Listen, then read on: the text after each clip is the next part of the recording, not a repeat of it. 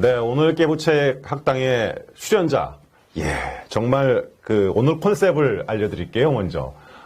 그 모토, 우리 학교 모토인 언제 어디서나 그 자리엔 없어서는 안 될 주인이 되자.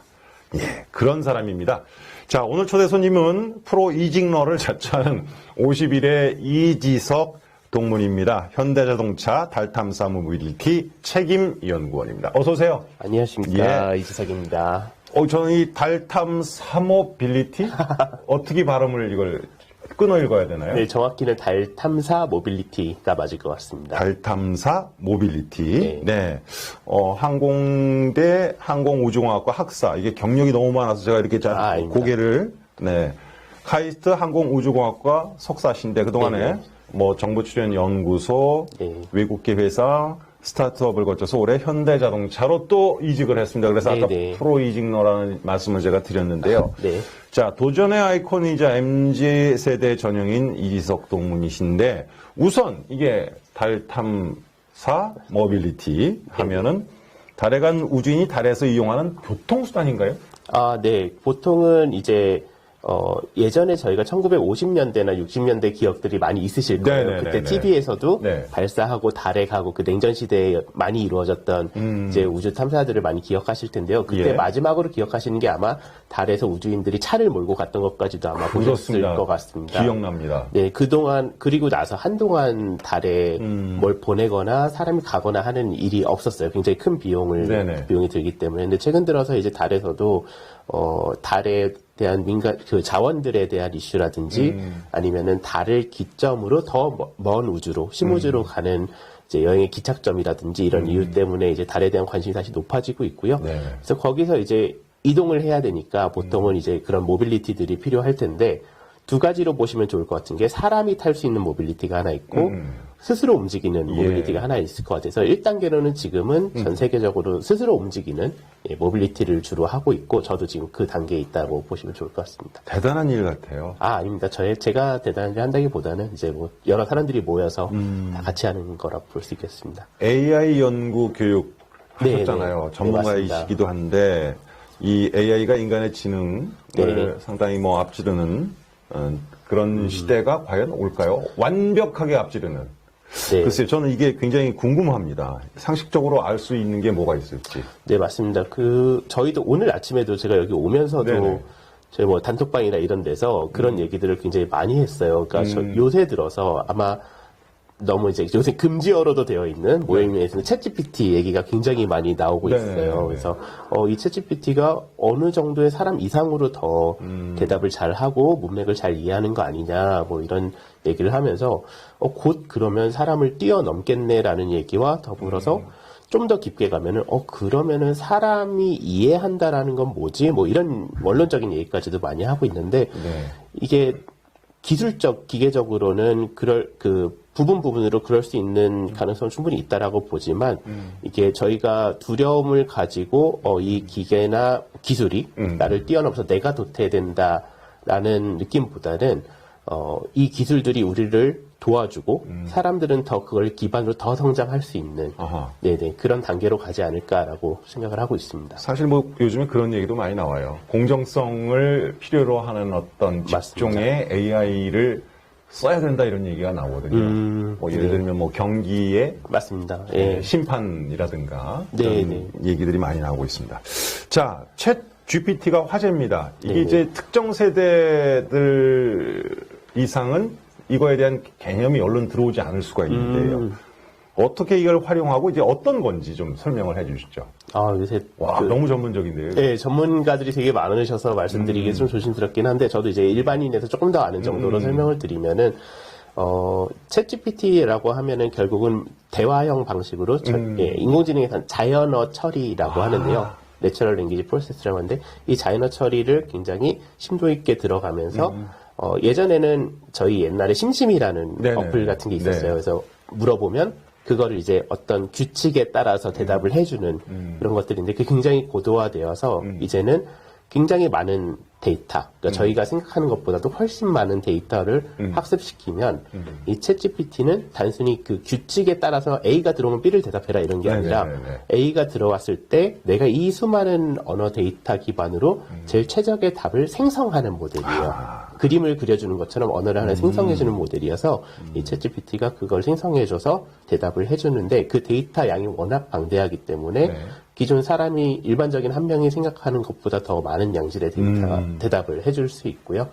네, 굉장히 빠른 속도로 지금도 챗GPT가 처음 얘기가 나왔던 게 불과 한 몇 달이 안 됐거든요. 예. 근데 뭐 그 이후로 GPT-4라는 모델도 더 업그레이드가 되고 그걸 또 기본으로 해서 그 새로운 어플리케이션들이 하루하루 새롭게 많이 나오고 있는 상황입니다. 네.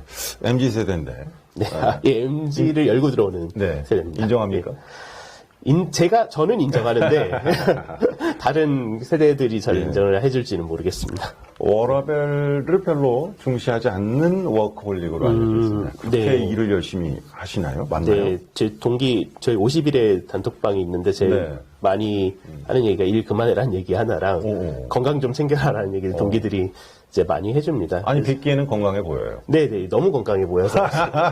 그게 문제인데, 저는 일을 제가 프로 이직러라고 아까 또 표현해 주셔서 감사하게도, 이게 감사한 표현인지 잘 모르겠는데, 이직을 많이 한 가장 큰 이유 중에 하나가 저는 제 삶을 제가 주도적으로 살고 싶고, 그러려면은 내가 하는 일의 방향성이나 이런 것들을 내가 정할 수 있어야 되기 때문에, 내가 하고 싶은 일을 찾아서 이직을 한 케이스라고 보면 될 것 같은데요. 중요하죠. 그러다 보니까 저는 워크와 라이프의 밸런스라는 얘기가 워크 자체가 부정적인 느낌이 좀 있고 라이프가 긍정적인 부분이 포함되는 거 아닌가요? 네, 그래서 저는 이 워크가 저한테는 라이프의 일부거든요. 그러니까 라이프니까 밸런스를 굳이 찾을 필요가 없는 느낌이어서 일 자체에서 굉장히 저는 즐거움을 찾고 일이 잘 되었을 때 행복하고 하기 때문에 그래서 그 밸런스를 맞춘다라기보다는 그냥 제 라이프의 일부로서 살고 있다라고 생각하고 있습니다. 이런 거 얘기해도 될나 모르겠습니다. 항공대를 뭐 거의 꼴찌로, 네, 맞습니다. 턱걸이로, 맞습니다. 네, 들어가셨다는 소문을 들었습니다. 네네. 근데 수석 졸업했고, 카이스트 석사하고 지금은 또 박사 과정을 받고 계십니다. 네네네. 공부가 쉬운가요? 공부는 쉽진 않고요. 이 바보 같은 질문인데? 아닙니다. 아닙니다. 그러니까 쉽진 않지만 즐거울 수는 있죠. 네네. 그렇게 생각을 하고는 있고요. 비결이 뭐예요? 비결은 아까도 말씀드렸던 것처럼 제가 하고 싶은 걸 하면 되는 것 같아요. 제가 이제 장난삼아 이제 취미로 공부 이런 얘기를 많이 하는데, 예를 들어 저는 공부의 범위가 굉장히 넓다라고 생각을 하거든요. 제가 예를 들어 기타 치는 걸 굉장히 좋아해서 기타 치는데 요새 유튜브에 좋은 강습들이 많으니까 하다 보니까 뭐 강좌도 보고 스트로크도 배우고 조금 더 해보니까 화성학도 좀 도움이 되는 것 같고 되더라고요. 이게 음대 사람들한테는 전공 공부일 거지만 제가 좋아할 때는 이게 즐거운 공부, 그래서 공부라는 것 자체가 어렵다기보단 즐거운 쪽으로 만들면 제가 오히려 편하지 않나 뭐 이런 생각으로 많이 하고 있고요. 그 대학교 들어갈 땐 그걸 몰랐던 것 같습니다. 저하고 거의 들어갈 때는 비슷한 상황이었는데 저도 이제 그렇게 들어갔는데 저는 수석 졸업을 못했습니다. 자, 프로 이직러를 자처하시는데 이직 참 이게 문제예요. 요즘에는 이게 누구의 특정인의 문제가 아니거든요. 맞습니다. 이거에 대한 젊은 동문들에게 팁을 하나 주신다면 어떤 게 있을까요? 네, 이게 정말 사회적인 현상인 것 같기도 해요. 맞습니다. 아까 촬영 전에도 잠깐 얘기를 나눴지만 요새 제가 뭐 MZ세대라고는 하지만 M의 끝에 있는 세대이고 제가 이전에 스타트업에 있으면서 굉장히 많은 이제 젊은 층 20대 분들을 면접을 보고 채용을 많이 해봤었는데 확실히 다르구나라고 느꼈던 게 이직 주기가 거의 1년 주기로 많이 바뀌어 있고 예전에는 저희 때에도 사실 한 3년 정도는 해야 한 프로젝트나 이 회사의 업에 대해서 조금 이해를 했을 거다라고 좀 생각을 했었는데 요새는 거의 1년 주기면은 그게 이상하지 않아 라는 느낌으로 많이 바뀐 것 같습니다. 근데 이게 사실 저희가 중간에 있기 때문에 저희 윗세대 선배님들 같은 경우는 굉장히 적응하기 어려우실 수도 있을 것 같아요. 내가 회사를 운영하는데 밑에 자꾸 1년마다 사람들이 오자마자 나간다 그러고 근데 요거는 좀 사회적인 흐름인 것 같고 대신에 이제 아까 질문이 프로 이직러로서 후배들에게 팁을 준다라고 하면은 이게 크게 보면은 그냥 평생 직장이 없으니까 난 이직을 할래. 또는 이직을 해야 연봉이 많이 올라. 라는 개념들을 가지고 계신 분들도 많은데 그것보다는 이직을 할 때 이게 정말 내가 하고자 하는 일인가? 예. 물론 그 속에서 나의 인생 커리어와 이런 것들도 고민하겠지만 예, 내가 정말 하고자 하는 일이었고 내가 정말 여기 일했을 때 열심히 할 동기부여가 되고 또 그거에 기반으로 이제 이 회사는 어떠한가 이런 것들을 종합적으로 고민해보고 이직하면은 앞으로 그게 나의 긴 커리어를 생각하는 부분도 물론 필요하지만 그런 것들이 합쳐지면 어느 순간 되게 좋은 커리어로 가지 않나 그렇게 생각을 하고 있습니다. 사실 저도 이직할 때마다 업종 자체가 굉장히 많이 바뀐 그러니까요. 업종 자체가 바뀌셨더라고요. 네네네. 그 사실은 이런 지금 하신 말씀은 우리 서울고등학교 후배들 특히 젊은 후배들한테 상당히 많은 어떤 참고가 되리라는 생각이 드는데요. 사실 요즘에 기업들은 대부분 경력직 뽑지 않습니까? 네, 저도 그 이유를 좀 알 것 같죠. 그렇죠? 채용하는 입장이 돼 보니까. 네네네. 경력직 뽑아요. 네네. 자, 다음 질문 이제 학교에 대한 질문을 네네. 좀 해야 될 것 같습니다. 뭐 짧게 해주셔도 좋고 자신의 생각을 충분히. 네네. 동기가 서울고등학교 동기가 이렇게 떠오르는 동기가 있습니까? 동기들은 굉장히 네, 많이 있고요. 그 중에서 오늘 아침에도 동기들이랑 그 단톡방에서 수다 떨면서 이렇게 왔는데요. 네네. 그 중에서 가장 기억나는 거는 제 고등학교 때 사실 고등학교 전체 추억의 한 8할, 9할 이상이 저는 제 방송반에 대한 그러셨구나. 추억이거든요. 네네. 방송반 동기들이 가장 기억에 많이 남습니다.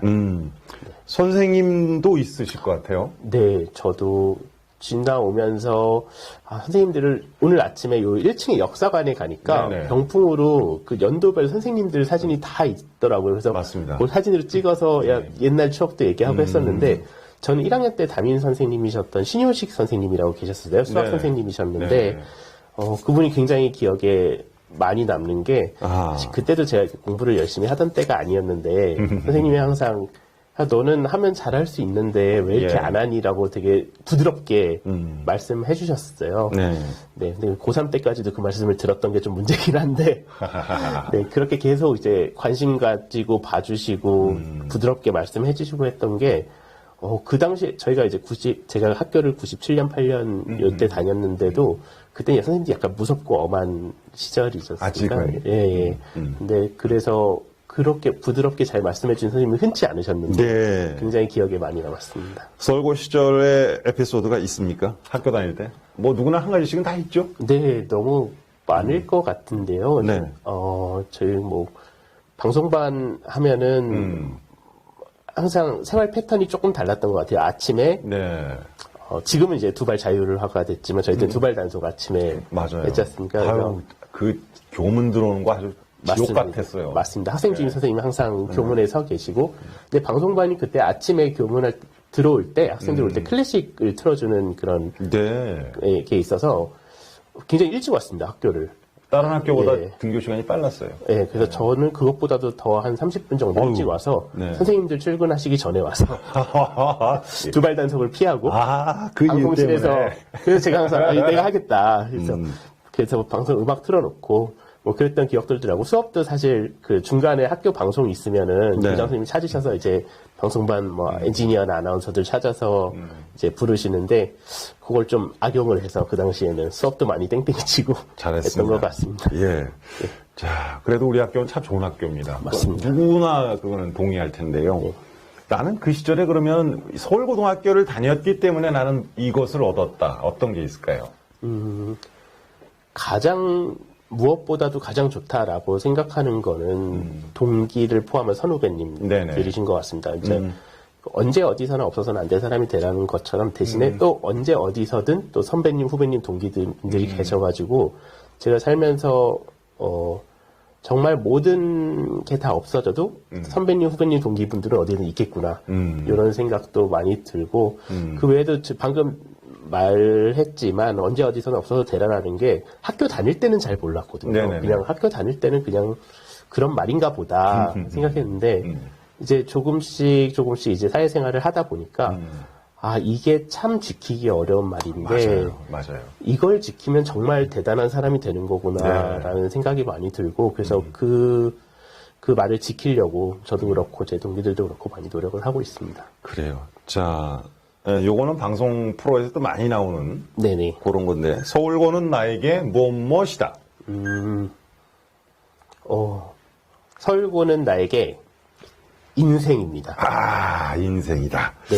저는 고등학교 때 제가 참 많이 저의 틀을 잡았다고 생각을 하는데요. 네네네네. 아까 뭐 방송반 생활도 있고 학교 생활도 있고 하면서 그 틀이 지금까지 유지되지 않았나. 제가 지금까지 아까 공부도 얘기했고 직장 이직도 얘기했지만 그 큰 틀은 내가 주도적으로 내 삶을 사는 것이었거든요. 그게 저는 고등학교 때 제 인생의 틀을 잡은 것이 아닌가. 그래서 서울고는 저에게 인생이었다. 이야, 훌륭합니다. 얘기하고 싶습니다. 짧게 앞으로의 계획을. 네, 사실 제가 이제 이직한 지는 이제 오래되지 않아서 지금 이제 현대자동차에서 하고 있는 탈탄사 모빌리티 개발을 지속적으로 좀 진행을 할 거고, 요걸 이제 장기적으로는 우주로 달로 보내야 하는 역할을 하고 있습니다. 그래서 요걸 지속적으로 할 거고, 아주 먼 장기적으로는 네, 또 지속적인 뭐 우주 개발이라든지, 제가 원래 항공우주 전공이니까 이런 쪽에 조금이나마 도움이 돼서 저희가 이제 올해 말에 항공우주청도 생기는 거를 계획으로 하고 있어서 늦은 감이 있어요. 네. 늦었지만 저는 우리나라 사람들이 굉장히 대단하다고 느끼는 게 늦어도 금방 따라가고 열심히 한다고 생각을 해요. 그래서 물론 미국이나 러시아나 이런 선진국들에 비하면 굉장히 늦었지만 금방 어느 정도 역량을 확보할 수 있을 거라고 생각해서 거기에 조금이나마 도움이 될 수 있으면 굉장히 만족할 것 같다라고 생각하고 있습니다. 네, 기대하겠습니다. 네. 오늘 시간 내주셔서 고맙고. 아닙니다. 이게 하시는 일이 이렇게 많은 분을 갖다가 오늘 아닙니다. 저희가 어렵게 이 자리에 모셨습니다. 잘 되길 바라겠습니다. 감사합니다. 네. 자, 오늘 깨부책 학당은 지금 현재보다 미래가 더 기대되는 동문과 함께 얘기를 나눠봤습니다. 50일의 이지석 동문이었는데요. 여러분께서도 이 프로그램 보시면서 많은 응원, 격려 부탁드리겠습니다. 오늘 깨부책 학당 마치겠습니다. 감사합니다.